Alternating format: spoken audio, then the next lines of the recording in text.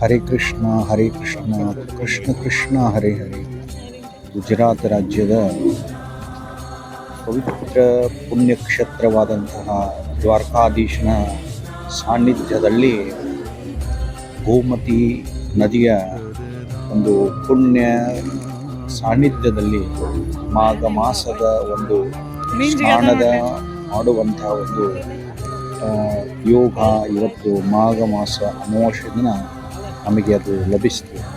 ಅಂಥ ಒಂದು ದ್ವಾರಕಾಧೀಶನ ಸಾನ್ನಿಧ್ಯದಲ್ಲಿ ನಾವು ಈ ಗೋಮತಿ ನದಿಯಲ್ಲಿ ಮಿಂದು ಸ್ನಾನವನ್ನು ಗೈದು ಜಗನ್ಮಾತೆಯ ಆ ಗೋಮತಿಯ ನದಿಗೆ ನಮಸ್ಕರಿಸುತ್ತಾ ಅದೇ ರೀತಿಯಾಗಿ ಗೋಮತಿಯ ಸಾನ್ನಿಧ್ಯದಲ್ಲಿ ಈ ಒಂದು ಮಾಘ ಮಾಸದಲ್ಲಿ ಅಂದರೆ ಕಾರ್ತಿಕ ಮಾಸದಲ್ಲಿ ಎಷ್ಟು ದೀಪಕ್ಕೆ ಒಂದು ಮಹತ್ವ ಇರುತ್ತದೆಯೋ ಅದೇ ರೀತಿ ಅದಕ್ಕಿಂತ ಹೆಚ್ಚಿನ ಮಹತ್ವ ಈ ಮಾಘ ಮಾಸದಲ್ಲಿ ಈ ನದಿ ಅಥವಾ ಸಮುದ್ರ ಸರೋವರದಲ್ಲಿ ಸ್ನಾನವನ್ನು ಮಾಡಿದರೆ ಅಷ್ಟ ಒಂದು ಪುಣ್ಯ ನಮಗೆ ಲಭಿಸ್ತದೆ.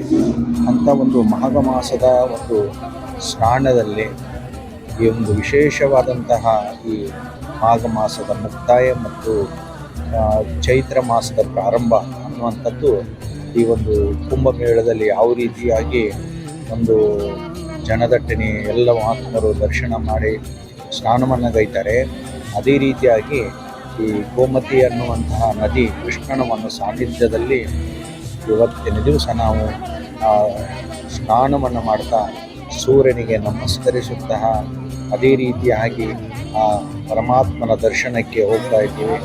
ವಿಶೇಷವಾದಂತಹ ಈ ಬೆಳಗಿನ ಒಂದು ವೇಳೆಯಲ್ಲಿ ಬ್ರಹ್ಮಿ ಮುಹೂರ್ತದಲ್ಲಿ ಸ್ನಾನವನ್ನು ಗೈತಾ ಅದೇ ರೀತಿಯಾಗಿ ಆ ದ್ವಾರಕಾಧೀಶನ ಒಂದು ದರ್ಶನಕ್ಕೆ ಹೋಗಬೇಕಾದ್ರೆ ಪತ್ರಂ ಪುಷ್ಪಂ ಫಲಂ ತೋಯ ಅನ್ನುವ ಹಾಗೆ ಪರಮಾತ್ಮನಿಗೆ ತುಳಸಿಯ ಮಾಲೆಯನ್ನು ತೆಗೆದುಕೊಂಡು ದ್ವಾರಕಾಧೀಶನ ದರ್ಶನಕ್ಕೆ ಪರಮಾತ್ಮನ ದರ್ಶನವನ್ನು ಮಾಡುವುದೇ ಒಂದು ಭಾಗ್ಯ. ಬೆಳಗಿನ ಒಂದು ನಮಸ್ತೆ, ನಮಗೆಲ್ಲರಿಗೂ ದ್ವಾರಕಾಧೀಶನ ದರ್ಶನಕ್ಕೆ ಸ್ವಾಗತ. ವಿಶೇಷವಾದಂಥ ಇವತ್ತು ದ್ವಾರಕಾಧೀಶನ ದರ್ಶನದಲ್ಲಿ ನಾವು 4 ಮೋಕ್ಷದಾಯಕ ಕ್ಷೇತ್ರಗಳನ್ನು ಅಂತೇಳಿ ನೋಡ್ತೀವಿ. 4 ಮೋಕ್ಷದಾಯಕ ಕ್ಷೇತ್ರಗಳಲ್ಲಿ ಒಂದು ಬದ್ರಿಕಾಶ್ರಮ, ಅದು ಸತ್ಯಯುಗದಲ್ಲಿ ಪ್ರಾರಂಭವಾಗಿದ್ದು, ಅದೇ ರೀತಿಯಾಗಿ ಎರಡನೇದ್ದು ದ್ವಾರಕಾಧೀಶ, ಇದು ಕೃಷ್ಣ ಅವತಾರದಲ್ಲಿ ಆದಂತಹ ಒಂದು ಕ್ಷೇತ್ರ.